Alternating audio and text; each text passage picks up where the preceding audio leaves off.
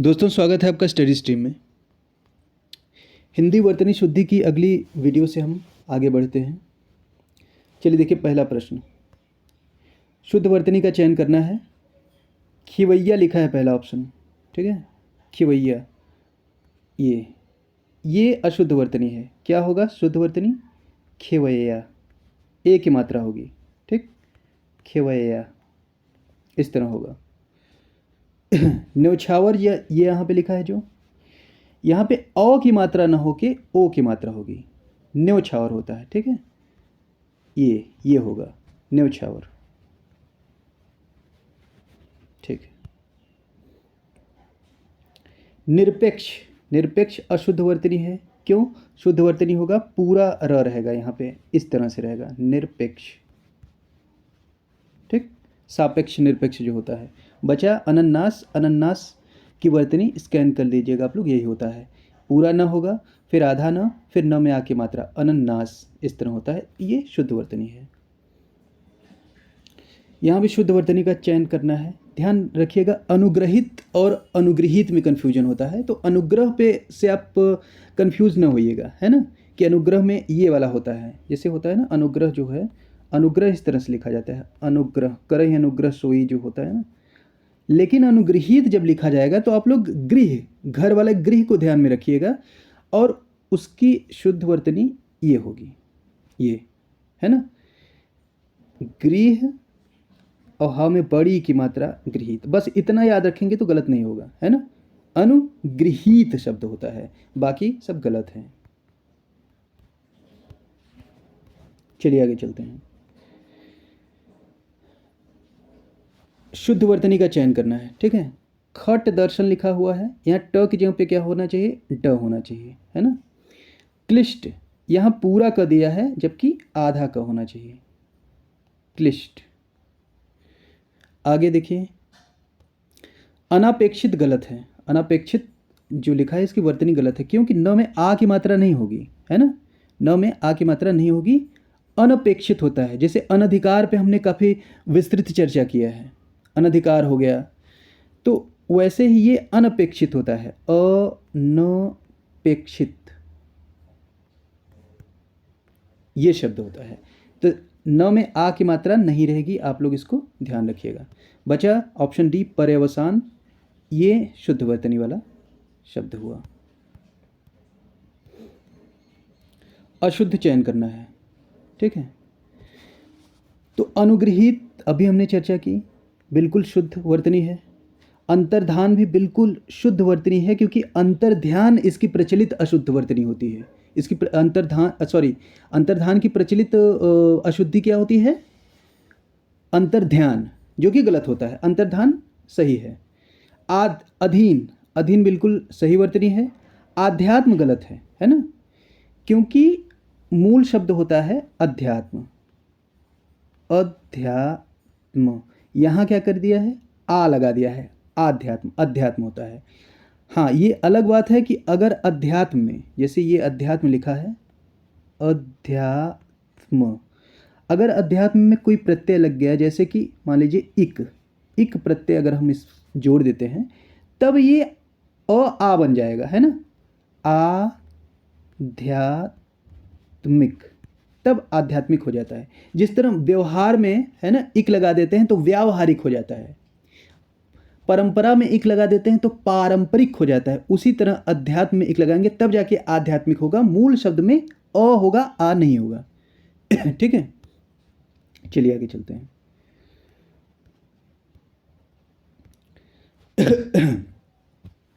अनुगृहीत बिल्कुल शुद्ध, ये अशुद्ध चयन करना है, ठीक है। अनुगृहीत बिल्कुल शुद्ध वर्तनी है, काफ़ी विस्तृत चर्चा की हमने। सम्मिलित बिल्कुल शुद्ध वर्तनी है। कोमलांगी भी शुद्ध है, याद रखिएगा, कोमलांगी का प्रचलित अशुद्ध वर्तनी होगा कोमलांगिनी, है ना। कैसे लिखा रहता है? ये इस तरह से, कोमलांगिनी,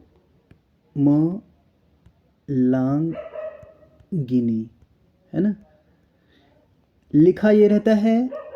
प्रचलित अशुद्ध वर्तनी है, ध्यान रखिएगा कि ये अशुद्ध है। शुद्ध क्या है? ये इस ऑप्शन में जो दिया है। बचा सी, ये अशुद्ध है। क्यों अशुद्ध है, इसकी चर्चा हम करते हैं। देखिए, यहाँ पे लगा हुआ है, ये उत्कर्षता शब्द दिया है, ठीक है, उत्कर्षता। तो यहाँ पे ता प्रत्यय लगा है, और ता प्रत्यय हमको किसी शब्द को जब परिवर्तित करना होता है भाववाचक संज्ञा में, तब लगाया जाता है। जैसे उदाहरण के लिए अगर महान है ना, महान, महान में हम ता लिख दिए, ता प्रत्यय लगा दिए यहाँ पे, तो हो जाएगा महानता, महानता, ठीक। वैसे ही अगर हम मानव में, मानव में, ये मानव है, मानव में ता लगा दिए, ता प्रत्यय, तो हो जाएगा मानवता, मानवता, मानवता भाववाचक संज्ञा हो गया, ठीक है। क्रूर शब्द है, क्रूर, क्रूर विशेषण शब्द है, इसमें ता लगा दिए तो हो जाएगा क्रूरता, है ना।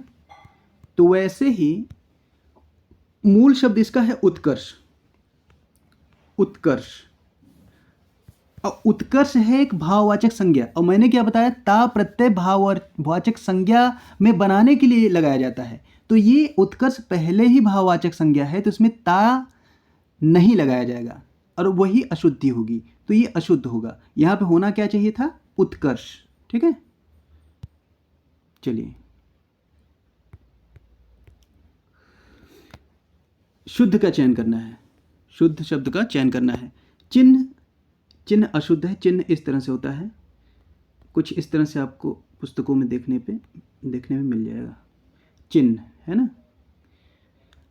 अनुग्रहित हमने काफ़ी अच्छी तरह से चर्चा किया है, अनुगृहीत होता है, ध्यान रखिएगा, गृह वाला ह और ह में बड़ी की मात्रा, गृहीत, इसको आप ध्यान रखेंगे तो गलत नहीं होगा, ठीक है। विरहिणी में विरहणी लिखा है, तो यहाँ ह में छोटी की एक मात्रा होनी चाहिए थी, विरहिणी होना चाहिए था। क्या होना चाहिए था, विरहिणी, विरह हो गया, फिर ह में छोटी की मात्रा, फिर अड़ में बड़ी की मात्रा, विरहिणी। बचा ऑप्शन बी, तो ये शुद्ध वर्तनी वाला है, विवर्त। आगे चलते हैं, अशुद्ध वर्तनी वाले शब्द का चयन करना है, ठीक। देखिए, ज्योत्सना, आप बिल्कुल क्लिक कर, स्कैन कर लीजिए माइंड को, ज्योत्सना की स्पेलिंग यही होती है। ध्यान क्या रखना है आपको, ये आधा त और आधा स, ये चीज़ ध्यान में रखेंगे तो गलत नहीं होगा।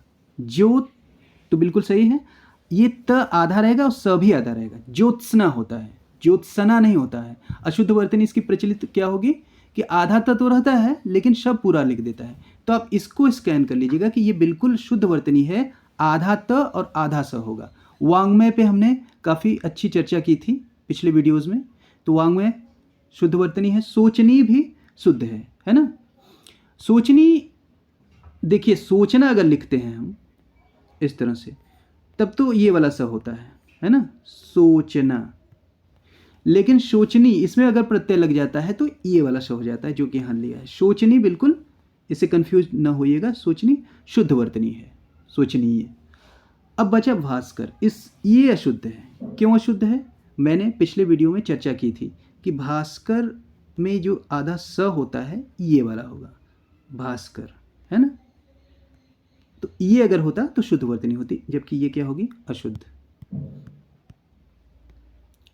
अशुद्ध वर्तनी वाले शब्द का चयन करना है। अनधिकार, काफ़ी विस्तृत चर्चा हमने की थी, तो बिल्कुल शुद्ध है, अनधिकार, आ की मात्रा नहीं होगी, है ना। कौतूहल बिल्कुल सही है, होकर कौतूहल के बस में गया एक दिन मैं सर्कस में। निरपेक्ष, अभी हमने चर्चा किया, निरपेक्ष की शुद्ध वर्तनी यही होगी, ऊपर के प्रश्न में। पौराणिक लिखा हुआ है, देखिए मूल शब्द होता है पुराण, मूल शब्द क्या होता है, पुराण। इसमें इक प्रत्यय लगा है ना, इक में छोटी ही है, ध्यान दीजिएगा। तो जब इक प्रत्यय लगेगा तो मात्रा भी क्या होगी, छोटी की होगी, होगा क्या, यहाँ पे पौराणिक हो जाता है, पौराणिक। और जबकि यहाँ दिया क्या गया है, बड़ी की मात्रा, तो ये क्या हो जाएगा, अशुद्ध। बाकी सब ऑप्शन शुद्ध। शुद्ध वर्तनी का चयन करना है। अनुग्रहित नहीं होगा, अनुगृहीत होगा, हमने चर्चा किया है, गृहीत होगा, ये वाला, ठीक। सृष्टा नहीं होता, सृष्टा होता है। जैसे मैंने बताया था पिछली वीडियो में कि दृष्टा होता है, दृष्टा नहीं होता। वैसे जैसे कल के मैंने क्या बताया था पिछले वीडियो में, ये बताया था, मान लीजिए इस तरह का शब्द है दृष्टा, ये अशुद्ध होता है, सॉरी ये क्या हो गया अशुद्ध। अशुद्ध इसका क्या होता है, ये दृष्टा। वैसे ही यहाँ पे जो लिखा है सृष्टा लिखा हुआ है, क्या लिखा हुआ है, सृष्टा लिखा हुआ है, जो कि अशुद्ध है। इसकी सही वर्तनी क्या होगी, सृष्टा होगा, ये वाला सृष्टा है ना, प्रकार वाला श्र होगा, ये वाला सृष्टा, इस तरह से होगा। तो सृष्टा हो गया, अनुग्रहित, ये दोनों क्या हो गए, गलत हो गए, है ना। बचा आहार, आहार नहीं होता, आहार होता है, आहार होता है, ठीक। बच गया ऑप्शन ए रचयिता, बिल्कुल सही है। रचयिता की भी चर्चा हमने, रचयिता की वर्तनी की चर्चा पिछले वीडियोस के क्वेश्चंस में की थी। दैदीप्यमान, देदीप्यमान, देदीप्यमान, इन सब में ध्यान रखिए, आप इसको याद कर लीजिए, स्कैन कर लीजिए। देदीप्यमान इसकी शुद्ध वर्तनी होती है। तो चलिए दोस्तों, आज के लिए बस इतना ही। मिलते हैं जल्द ही वर्तनी शुद्धि की अगली वीडियो के साथ। Thank you.